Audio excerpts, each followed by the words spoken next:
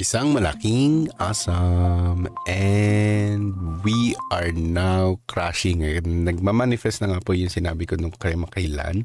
I've been telling you guys that we are going to retrace, and mainly I'll be telling you guys kung bakit nangyayari ito. Okay, so and also we'll be giving you one gem na tingin ko na hindi ako nakapag-TP, of course, i-share ko sa inyo, and what will be happening on this gem. Okay, so we'll be looking at first the Bitcoin dominance. So meron tayong 1 hour dito, 15 minutes and 5 minutes. So we already reached the all-time high for the altcoins, no? I mean for the Bitcoin dominance. So this is not like something that we will be celebrating, because pag umaangat siya, okay, and BTC is going down, okay, which it is going down, okay, it's not really good for our altcoins. And makikita naman natin yan dito sa list natin, dumudugo siya and namumula. Okay, halos wala tayong makitang green, no? So for now, okay, what I can say is this is going to be an overheated situation for the Bitcoin dominance, okay? But let's hope that the BTC will be doing a lot of sideways. But again, nagmamanifest na nga po yung sinabi ko kahapon, and we've been also talking about this for about 2 weeks already, that on May 3, it's going to be bloody. Ayan yan, nag-retrace. Okay, so another candle here, baka bullish, sabihin natin, that's yung fourth natin. Okay, bago mag-close tong third natin, baka bumagsak muna siya. Okay, so that's our initial prediction, no? So isa pa sa mga sa sentimental reasons naman natin, kung papansin niyo, okay, lahat na nung ating catalyst, okay, nandun na lahat ng bullish catalyst para i-push talaga yung market natin to go further up. Hindi pa rin nagpo-push yung market natin overall for altcoins. And this is very reasonable, okay, kasi kung papansin niyo, sabihin natin, ito yung ating market cap for the total 3. BTC, Ethereum, and dollars, sabihin natin, or yung USDT, sabihin natin, yung market cap netong tatlong to. Kung titingnan nyo, okay, sabihin natin A, B, C, D, E, okay, malaki yung potential natin na mag-retrace talaga tayo. Okay, and probability na ito is mag-retrace muna siya sa 740 or 720. Okay, pwede tayo mag-retrace dito sa pagitan na to. Or sabihin natin kung sobrang bullish talaga niya, no? Ang daming pera natin. Okay, may mag-inject ng malaking pera, tapos mag-hold talaga yung price natin dito. Then, therefore, it will be a massive bull run. Okay, mini bull run siguro. It's not gonna be like a super moon. Okay, but usually what we see here is pag nagbe-breakout tayo is nagkakaroon tayo ng retracement, tapos nagkakaroon ng sideways. Okay, and ginaya lang naman natin siya. So, it's been a repeating cycle, no? So, paulit-ulit naman siya, and we've been just like trying to repeat the previous situation here. Pag ito hindi nag-hold yung 740 natin, tapos tuloy-tuloy to, baka tumuloy ito pabalik ng 500. Okay, potentially, and that could really happen for the market cap of this 3, depending on what's going on with the macro. Okay, so that's why we really have to really watch out with what is happening. So ngayon 93,700 na tayo. Okay, so what does that really trying to tell us? Okay, so kung kahapon sinabi ko sa inyo na meron tayong triangle here, okay, it's already manifesting, and it's trying to see and check this trend line. Okay, kung mabasag tong trend line na to, it's not gonna be really good.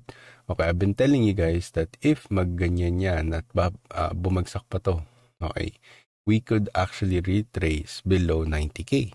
Okay, so sabihin natin, sige, 90 kasi psychological, no? Psychological level na dapat ma-hold yung 90, pero potentially should be, okay, in terms of, okay, market action and price action, sabihin natin, diba? It really needs to retrace above 89 at least. Okay, pag ito na-supportahan tayo sa 89, malaki yung chances natin na magkaroon na tayo ng upward move at lalagpasan niya na yung previous high natin dito, which is yung 97,800. So, medyo naging sobrang bullish na naman ako. Yung pinipredict ko ever since nandito pa tayo is 98,800. Okay, and naging bitin siya. So, naging 97,800. So, hindi tayo umabot doon sa prediction natin. So, ngayon guys, what are the probability na mag-pullback tayo? This is the news that I want to tell you guys.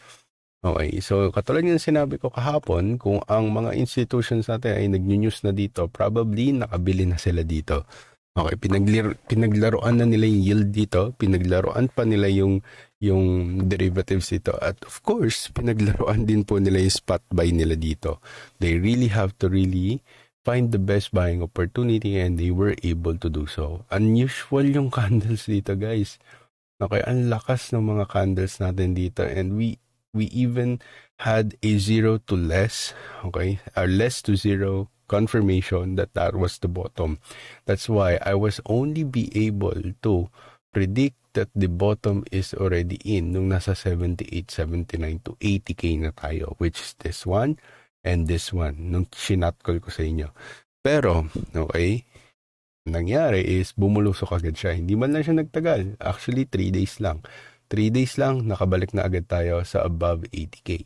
Okay, yung fini-fear ng mga tao na, hindi, ano na to, dead cat bounce, pero hindi nangyari.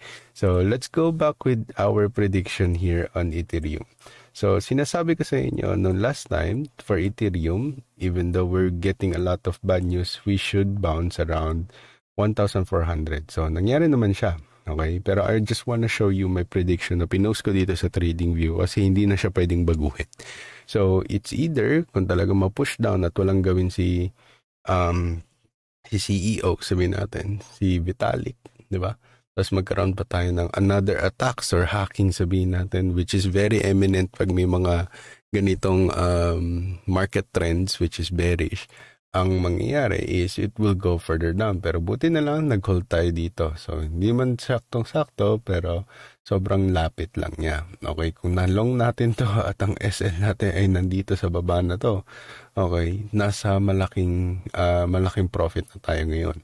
Okay, so ngayon, are we going to continue that prediction? Okay, so I think I'm going to change my mind on Ethereum. Okay, so malaking chances natin na mag-retrace muna tayo. Katulad na ito. Okay, pagka-retrace niya, baka umangat na ulit. It needs to really go back to $2,000 for us to really say, na, oy guys, this is still alive. This project is still alive. Okay, pag hindi nangyari yan, then therefore, it will continue to go further back below 1,000 or even above 1,100. Okay, pag hindi nag-hold yung 1,100, there's no reason for us to hold at least 1,000. And that was the previous history. Okay? Nung hindi nag-gold yung 1,100, sinalaksak siya pabalik ng $800. And that was the bottom. Okay? So now people are looking into getting that same vibe. Okay? They wanna go back and buy that levels. Okay? Kasi yung mga institutions natin were not able to buy this. Okay? Everyone is like fearful on this level. Okay? So now, what are the chances na gusto lang talaga natin balikan tong level na to para lang masabi na hindi, it's a really good project. No institution is trying to vouch about Ethereum's future, no? Maliban doon sa security and yung flexibility to build applications or decentralized apps inside the Ethereum. Probably it's because of the layer 2s. Unless company ka ng layer 2, then probably it will be super profitable for you to build inside the Ethereum. Okay, so ito na yung sinasabi ko sa inyo. Itong news na to guys, this is Zelda news. Okay, and I've been telling you guys, this confirmed my prediction on May 3, which May 6 na ngayon guys. Okay, so guys, hindi yun, alpha yun, guys. I've been telling you guys, it's an alpha. Okay? Kung nakabenta kayo doon sa May 3 natin, na sinabi ko na that is gonna be bloody. Okay? And naging bloody pa lalo nung May 4. Diba? Then, therefore, you're good. Okay? They're good. Okay? So, hindi ako nagbenta. Okay, the question, tinanong ko kasi yung fiancé ko, benta ba natin yung sa Meraki? So sabi niya, nakabili naman tayo dito. Say, okay na yan. Sabi niya gano'n. Huwag na natin galawin. Sabi niya ganun. So, bend na lang tayo ng mga micro alts. So, yun guys. If you still have micro alts, it might be, okay, a viable reason for you guys to be able to use that few $100. Sabihin natin may $100 kayo. Malaki yung pwedeng magawa niyan. Lalo na kung tamang alts yung mabili nyo at nasa pasok kayo sa narrative or yun na dun kayo dun sa tinatawag na usual narrative before the market boom. Okay? So ngayon guys, ito lang masasabi ko sa inyo. Okay, since we have BTC dominance like really acting up here, okay, we need to go to our BTC perpetual. Okay? So what we are seeing here for 1 hour, okay, it is still trying to go down. Okay, kasi meron tayo tinatawag na flat bottom, trend line na downtrend, no? So, malaki yung chances natin to retrace 92K. Okay, if di yan mag-support, then therefore, it's going to retrace at 88K. Okay, pero meron tayong mga sinasabi na super bounce na tinatawag ang market bounce na malala. Okay, pagkabagsak sa 90K, biglang lumilipad ng sobra. Nangyayari talaga yun. Okay, because this is 0.5 in Fibonacci and this is going to be the 618 reset market, okay, or the golden pocket na tinatawag. So, most of the traditional, since puro traditional traders yung nandun sa institutions natin, then probably they're looking at this level, which is 88,700 or at least 88,200 for per BTC. If the market is still hungry about the best buying opportunity, then we are targeting 85 and 84, which is not much far already, pero it will be really bloody for your altcoins, guys.